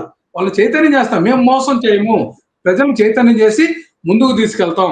తెలుగుదేశం పార్టీ అప్రకటిత ఏదైతే ఎమర్జెన్సీని కానీ అన్యాయాలు కానీ అక్రమాలు కానీ దుర్మార్గాలను తరిమే కొట్టేదానికి మా పార్టీ నిర్మాణాన్ని మరింత పటిష్టం చేసుకొని ఈరోజు లీగల్ సెల్ కూడా సపరేట్ గా కార్యాలయం పెట్టి న్యాయ వ్యవస్థను వీళ్ళు ఏదైతే దుర్మార్గంగా ఈ యొక్క అధికారులు మనం చూస్తాం కదా, హైకోర్టు కూడా వీళ్ళ యొక్క దుర్మార్గమైన కేసును విధించి Avinesh Kumar versus state of Bihar అనేటువంటి కేసును ఉదహరిస్తూ మేము ఏదైతే ఇచ్చిందో సర్క్యులర్ ఇచ్చిందో అది అన్ని న్యాయమూర్తులు కూడా ఇచ్చింది. అటువంటి దుస్థితి వచ్చింది ఈ రాష్ట్రంలో. హైకోర్టు కూడా జోక్యం చేసుకోవాల్సి వచ్చింది. ఎందుకంటే ఈ రాష్ట్రంలో పోలీసు వ్యవస్థ దుర్మార్గంగా ఉంది, అక్రమ అరెస్టులు జరుగుతున్నాయి, సోషల్ మీడియా అరెస్టులు కూడా. ఎప్పుడో 10 సంవత్సరాల క్రితం జరిగినటువంటి అంశాలను ఈ రోజు 10 చోట్ల వాళ్ళ కార్యకర్తల చేత వాళ్ళ అనుకూల చేత కేసులు పెట్టించి 10 చోట్ల అరెస్ట్ చేయాలనేటువంటి కుతంత్రం ఉంది. ఏదైతే సహజ న్యాయ సూత్రం చెప్తుంది ఒక చోట అరెస్ట్ చేయి, మిగతా ఎవిడెన్స్ పెట్టుకోమంటే వీళ్ళు స్టేషన్ తిప్పుతున్నారు. అసలు అరెస్ట్ చేసేటప్పుడు కూడా ఎటువైపు తీసుకొని పోతున్నారు. భయభ్రాంతులు స్టేషన్ తిప్పింది జగన్ ప్రభుత్వ పాలనలో. ఎన్ని చేశారు, కొల్లు రవీంద్రని ఏం చేశారు, తుడిపళ్ళ నరేంద్రని ఏం చేశారు, రఘురామకృష్ణరాజుని ఏం చేశారు. ఆఖరికి కేంద్ర ప్రభుత్వం జోక్యం చేసుకుని సైనిక హాస్పిటల్లో కేంద్ర ప్రభుత్వ రక్షణ శాఖకి సంబంధించిన సైనిక హాస్పిటల్లో రఘురామకృష్ణరాజుకి గుంటూరు హాస్పిటల్ సూపరింటెండెంట్ ఒక ఆవిడ దొంగ సర్టిఫికేట్లు చేస్తే సస్పెండ్ అయిన విషయం లేదా? మీ దుర్మార్గాలకు అదే తార్కాణం. హేబియస్ కార్పస్ పిటిషన్ లో ఈ హైకోర్టులో ఎన్ని రిట్లు నమోదైనాయి అనేది మీ యొక్క ఈ రాష్ట్రంలో దమనకాండకు, మీ యొక్క దుర్మార్గమైనటువంటి పాలనా విధానానికి పోలీసు వ్యవస్థను మీరు ఆర్డర్ వ్యవస్థలాగా పెట్టుకొని మీ మంగళగిరి పార్టీ కార్యాలయము బాసుగా పెట్టుకొని మీరు పరిపాలన చేస్తున్నారు. డీజీపీ కార్యాలయాన్ని నిర్వీర్యం చేశారు. ఇది అందరూ ప్రజలు గమనిస్తున్నారు. మేము చేసింది డీజీపీ పోలీసు రాజశేఖర రెడ్డి టైంలో, జగన్మోహన్ రెడ్డి టైంలో ఐపీఎస్లు ఐఏఎస్లని ఉద్యోగస్తులు కూడా ఆఖరికి వాళ్ళ ముఠాల్లో చేర్చుకొని వాళ్ళని ఫ్యాక్షనిస్టులుగా చేర్చారే, వాళ్ళని జైలు పోలు చేశారే. మరి మీకా చరిత్ర ఉండేది మాకా? ఓకే విజయభాస్కర్ గారు, చివరిగా మాట్లాడితే మీ దాని మీద ఒక కౌంటర్ తీసుకొని కంక్లూడ్ చేసేద్దాం. ఇక్కడ జగన్ ని చూసి 1 సంవత్సరం లోపల 2 సంవత్సరాల లోపలే జగన్ ని చూసి భయపడే పరిస్థితి తెలుగుదేశానికి వచ్చిందా, కూటమి ప్రభుత్వానికి వచ్చిందా, లేకపోతే ఈ కేసుల ద్వారానే కట్టడి చేయాలనుకుంటున్నారా? కంక్లూడ్ 1 minute లో కంక్లూడ్ చేయండి, మొత్తం డిబేట్ ముగిద్దాం. 1 minute లో ఎట్టండి. రామారావు గారు ఇప్పుడు 17 నిమిషాలు కంటిన్యూస్ గా మాట్లాడాడు. నేను అక్కడ చూస్తున్నాను, రికార్డింగ్ చూస్తున్నాను. ఇప్పుడు మీరు 17 నిమిషాలు పైగా రామారావు గారికి అవకాశం ఇచ్చి 1 నిమిషంలో ఎట్ట అవుతుంది? జగన్ ను చూసి ఎవరు భయపడుతున్నారు? అంటే జగను 6 అడుగులు పొడవు ఉన్నాడని మేము భయపడుతున్నావా? జగను పోతే ఛాతీ పెద్దదని భయపడుతున్నావా? లేకపోతే ఏంటి? పోతే కాకపోతే మేము భయపడేది ఏంటంటే ఈ రాష్ట్రాన్ని ఆయన పాడు చేస్తున్నాడే ఆయన యొక్క మారణకాండ జరిపించడానికి, ఆయన చట్టాన్ని తన చేతిలో తీసుకోవడానికి, పోతే హత్యలు జరిపించడానికి, దోపిడీలు జరిపించడానికి అధికారం కోరుకుంటున్నాడే. గత 5 సంవత్సరాల పాలన ఆ విధంగా తీర్పిచ్చింది. మరలా అధికారం కోసం పాగులాడుతున్నాడు. ఈ రాష్ట్రం ఏమైపోతుందని భయాందోళనలో రాష్ట్ర ప్రజలతో పాటు మేము ఆందోళన చెప్తూ జాగ్రత్తగా తెలుసుకోండి అని చెప్తున్నాం. మేము 3 పార్టీలు కలిసి పోటీ చేసామంట. జగన్తో ఎవరు చేరరు పక్కన, భయం. ఎందుకంటే ఓ దుష్టుడితో పక్కన చేస్తే దుష్టుడిని 10 రూపాయలు ఇచ్చి తొలగించుకోమన్నారు, మంచివాడితో స్నేహం చేయమన్నారు. జగన్ దగ్గరికి పోయి ఎవరు చట్టాపట్టాలు వేసుకొని జగన్ యొక్క నియంతృత్వ, జగన్ చంద్రశాసనం దగ్గర ఎవరు పనిచేయడానికి పోరు. అందుకే జగన్ మిత్రపక్షాలు ఉండవు. మేము ప్రజాస్వామికవాదులం కాబట్టి మాకు కావలసినంత మంది మా పక్కన చేయడానికి సిద్ధం అవుతారు. అందుకే మేము 3 ఒక తాటి మీద పోటీ చేశాము. అంతేగాని జగన్కి ఎవరు దొరక్క దాన్ని మీరు 3 కలిసి పోటీ చేసి మమ్మల్ని ఓడించారంటే ఇది ఏం పద్ధతి అండి? ఇది ప్రజాస్వామ్యం అండి. ప్రజాస్వామ్యంలో ప్రజల అభిప్రాయాల ప్రకారం మేము 3 ఒకటయ్యాము. అందులో తప్పేముంది? అది కూడా తప్పేనా? మాట్లాడితే మీరు 3 కలిసి పోటీ చేశారు. వైసీపీ వాళ్ళు ప్రతి డిబేట్ లో మాట్లాడే విషయం అదొకటి. రెండోది శాసనం ఏమండి, ప్రజాస్వామ్యంలో శాసనకర్తలుగా ఎన్నుకున్నారు. మనకి వేదిక ఏదండి? అసెంబ్లీ, శాసనసభలో శాసనాలు చేయాలా? మరి మీరు మంచివాళ్ళు అయితే ప్రజల జీతభత్యాలు తీసుకుంటూ మిమ్మల్ని శాసనసభకి ఎన్నికైతే ప్రజలు జీతభత్యాలు తీసుకోకుండా వీళ్ళు ఏ కార్యక్రమం చేసినా బయట చేస్తారు ఆందోళన. శాసనసభకు రారేంటి? ప్రజలు జీతభత్యాలు తీసుకుంటున్నారు కదా, ప్రజలు ఎన్నుకున్నారు కదా, నమ్మిన ప్రజలను నట్టేట ముస్తూ శాసనసభ పోకుండా ప్రజాధనాన్ని దుర్వినియోగం చేసేది కాకుండా మరలా అదే విధంగా వీళ్ళు చేసే పనులేంటి? ఈ దుర్మార్గ పనులన్నీ చేస్తూ పోతే ఒకవైపు రెంటపాడకు పోయారు, ఆడ విగ్రహ ప్రతిష్టాపన అన్నారు. విగ్రహ ప్రతిష్టాపనకి వెళ్ళండి, మీ వరకు వెళ్ళండి. రాజు వెడలే రవి తేజములగా అన్నట్టు దండయాత్రకు పోయినట్టు బాధ్యత ఆయన గంగా జనం ఉన్నారు. మీకేంటండి జనం ఉండేది? విశ్వవిఖ్యాత నట సార్వభౌమ. ఆ రోజుల్లో ఇన్ని వాహనాలు లేవు, ఈ ట్రాన్స్పోర్ట్ లేదు, ఈ రోడ్లు లేవు. ఆయన వచ్చేనాటికి ఈ సెల్ ఫోన్లు లేవు. బాధ్యత్ 3 రోజులు జనం సద్ది మూటలు కట్టుకొని వెయిట్ చేశారు. పోతే అదే విధంగా చంద్రబాబు మీటింగులకి జనం వచ్చేది. మీకు ఒక జగన్మోహన్ రెడ్డి ఆయన సింగిల్ లీడర్ నియంత అనే దానికి, అతని తర్వాత ఎవరు లేదనే దానికి పోతే అతని మీటింగుల వరకు జనాన్ని తోలుతున్నారు. మీ పార్టీలో ఇంకెవరన్నా పోతే 1000 మంది జనం వచ్చే నాయకుడు ఉన్నాడా? మా పార్టీలో పవన్ కళ్యాణ్ పోతే వస్తాడు. Already Chandrababu Naidu proved leader. కొత్తగా పవన్ కళ్యాణ్ పోతే జనం వస్తారు. పోతే మా పార్టీలో బీజేపీ నాయకులు పోతే జనం వస్తారు. మీ పార్టీలో జగన్ కాకుండా ఇంకెవరికి వస్తారండి జనం? 1000 మంది వస్తారేమో. మీ పెద్దిరెడ్డి రామచంద్రారెడ్డికి, వల్లభనేని వంశీలకి, కొడాల నానులకి, లేకపోతే మీ అంబటి రాంబాబులకి, రోజా రమణకి, మరి వీళ్ళందరికీ ఎంతమంది వస్తారు ఇక్కడ మీటింగులకి? జగన్మోహన్ రెడ్డికి ఒక్కడికే ఎందుకు వస్తారు? ఆయన ఆ పార్టీ అగ్రనాయకుడు కాబట్టి ఆయన వాళ్ళ తండ్రి శవాన్ని అడ్డం పెట్టేసి రాజకీయాలు చేసి ముఖ్యమంత్రి కాలేక పోతే పార్టీ నుంచి బయటకు వచ్చేసి అబ్బా సోనియా గాంధీని ఎదిరించిన మగోడు అంట ఆయన. పోతే నీకు అసలుకి బాబాయికి వెన్నుపోటు పొడిచి బాబాయిని చంపించామని వార్తలు వస్తున్నాయి. బాబాయ్ కేసులు ఇరుక్కోబోతున్నాం. రేపో మాపో ఆల్రెడీ సిబిఐ కేసు క్లోజ్ చేసింది. Supreme court has taken decision to close the case as early as possible అని చెప్పింది. దాంతో సిబిఐ మేము కేసు క్లోజ్ చేసామని చెప్పారు. ఈ నేపథ్యంలో ఒక పక్క గొడ్డల వేటు, ఒక పక్క గులకరాయి ఏందండి, ఒక పక్క కోడి కత్తి కేసేందండి. ఇవన్నీ వాడెవడో ఒకడు వచ్చాడు, వాళ్ళకి సలహాదాడంట. మన ఊర్లో మన వార్డులో ఓటర్స్ నాడు పట్టుకోవడం కష్టం. వాడెవడో బీహార్ నుంచో ఇంకొక ఊరు నుంచో వస్తాడు, వాడు పెద్ద సర్వే టీం అంట. ఈ సర్వే టీం వాళ్ళు ఇస్తారు.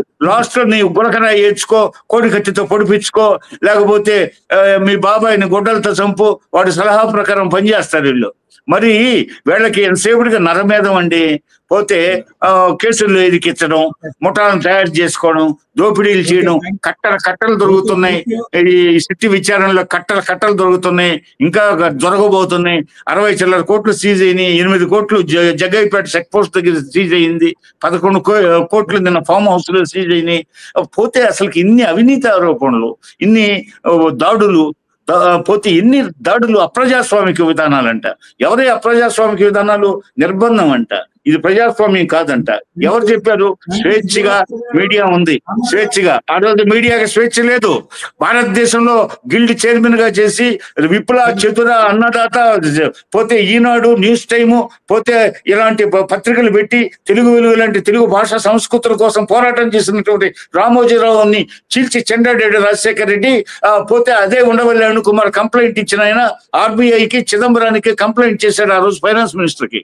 ఏమైపోయింది అది? అది నిన్న హైకోర్టు కొట్టేసింది. అదే విధంగా మార్గదర్శి చిట్ ఫండ్ కేసు, దాన్ని కొట్టేసింది. వాళ్ళు ఏం చెప్పారు? మరి వీళ్ళంతా మానసికంగా ఆయన పెద్ద ఆయన్ని, పోతే ఏ తెలుగు భాష ఉన్నత్యాల కోసం పోరాటం చేశాడో అదే తెలుగుదేశం కుల దుగ్ధతో ఆ రోజు రాజశేఖర రెడ్డి రామోజీరావు మీద ఆరోపణ చేస్తే, అదే రాజశేఖర రెడ్డి పాదయాత్రకి ఇదే ఈనాడు సపోర్ట్ చేస్తే, ఇదే రాజశేఖర రెడ్డి ఈనాడు పత్రిక చేతిలో పట్టుకొని మనం సిక్కిం కావట్లేదు, ఇది ఈనాడేనా మనకి ఎంత బాగా హైలైట్ చేస్తుంది మన పాదయాత్రని ప్రశంసించిన చరిత్ర ఏది? అదే రాజశేఖర రెడ్డి కులాన్ని అంటగట్టాడు రామోజీరావుకి. రామోజీరావు ప్రజాపక్షపాతి. అదే ఎన్టీ రామారావు సభలో వెలవెల అని చెప్పి 89 లో ప్రకటించాడు. ఎన్టీ రామారావుకి సపోర్ట్ చేశాడు, తెలుగుదేశానికి సపోర్ట్ చేశాడు. ఆ రోజు ప్రజలు నాడి ప్రకారం నడిచింది ఈనాడు. మరి ఇదే రాజశేఖర రెడ్డి రామోజీరావుని అనేక విధాలుగా ఇబ్బంది పెట్టాడు. ఉండవల్లి అణుకుమార్ అనే ఒక సైంధవుడిని అడ్డు పెట్టాడు. సైంధవుడు అంటాడు ఉండవల్లి అరుణ్ కుమార్. అతన్ని అడ్డు పెట్టి నానా రకాలుగా హింస పెట్టి ఆ పెద్ద ఆయన్ని చంపేశారు వీళ్ళు. మరి వీళ్ళు మానసికంగా చిత్రవద గురి చేయడం, మైండ్ గేమ్ ఆడడం, ఆ విధంగా కొంతమందిని చంపడం, కత్తులతో గొడ్డాలతో కొంతమందిని చంపడం, ఎన్నికల సమయం వచ్చేటప్పటికి పొడిపించుకోవడం, ఇవన్నీ వాళ్ళకి నిత్యకృత్యం. వాళ్ళు అలవోగ్గా అవన్నీ చేయగలరు, మానవహోమం సృష్టించగలరు, దోపిడీలు, దొంగతనాలు, వీళ్ళు ఏమి వ్యాపారాలు చేసి 1,000 కోట్లకు పడగలెత్తారండి. వాళ్ళు ఆస్తిపోస్తులేంది, వాళ్ళు బ్రిటిష్ వాళ్ళు అడుగులు మడుగులు వస్తే చిల్లర మల్లర వ్యాపారాలు చేసుకుంటూ భారతదేశంలో ప్రజలంతా స్వాతంత్రం కోసం పోరాడుతుంటే వాళ్ళ తాతలు, వాళ్ళ పూర్వీకులంతా బ్రిటిష్ వాళ్ళు అడుగులు మడుగులు ఎత్తి భారతదేశానికి స్వాతంత్రం రాకుండా చేయడానికి బ్రిటిష్ వాళ్ళు ప్రతిఘటిస్తూ మన వాళ్ళని ఏజెంట్లుగా పెట్టుకుంటే ఆ ఏజెన్సీ గ్రూప్ లో వీళ్ళ కుటుంబం ఒక కుటుంబం అన్నమాట, బ్రిటిష్ వాళ్ళకి అనుకూలంగా. ఆ రోజు ఎంతమందిని చిత్రవద చేసింది ఈ కుటుంబం. మరి స్వరాజ్య బాణుడు విజయభాస్కర్ గారు, మీరు మీ తాహతకు మించినటువంటి అబద్ధాలు ఆడుతున్నారు. ఇది తీవ్రమైన అబ్జెక్షన్. ఎందుకు మాట్లాడతారు మీరు అబద్ధాలు ఈ విధంగా? ఒకటండి కేకే గారు, వీళ్ళకి అబద్ధాలు మాట్లాడటం, మోసం చేయటము వెన్నతో పెట్టిన విద్య. వీళ్ళు తెలుగు దొంగల పార్టీ, తెలుగు దోపిడీదారుల పార్టీ, తెలుగు ద్రోహుల పార్టీ, ఎన్టీఆర్కి వెన్నుపోటు పొడిచిన పార్టీ. వీళ్ళకి అర్హత లేదు మాట్లాడేట. మా నాయకుడు రాజశేఖర రెడ్డి గారి గురించి కానీ, జగన్మోహన్ రెడ్డి గారి గురించి కానీ మాట్లాడే అర్హత మీకేం లేదు. నేను తీవ్రంగా ఖండిస్తున్నాను. Okay, thank you sir. ఇక్కడ సంక్షేమ పథకాలని దూకుడుగా తీసుకెళ్తాం వల్లనే ఇక్కడ మొత్తం కూడా జగన్ లో భయం పుట్టుకుంది అనేది కూటమి నేతలు, అదేవిధంగా మేము ప్రజా సమస్యల మీద పోరాడుతున్నాం అనేది వైసీపీ నేతలు చెప్తున్నమాట. ఏదేమైనా సరే ఈ మధ్య కాలంలో జగన్ వైఖరిలో అయితే పూర్తిగా మార్పు కనిపిస్తోంది. తన టీంని అంటే క్యాడర్ చేజారిపోకుండా చూసుకునే జాగ్రత్త చర్యలు అయితే చూస్తున్నారు. ఇది ఈనాటి డిస్కషన్. మరో అంశంతో మళ్ళీ కలుద్దాం. థ్యాంక్ యూ అండి. చర్చలో పాల్గొన్న అందరికీ కూడా ధన్యవాదాలు. Thank you sir.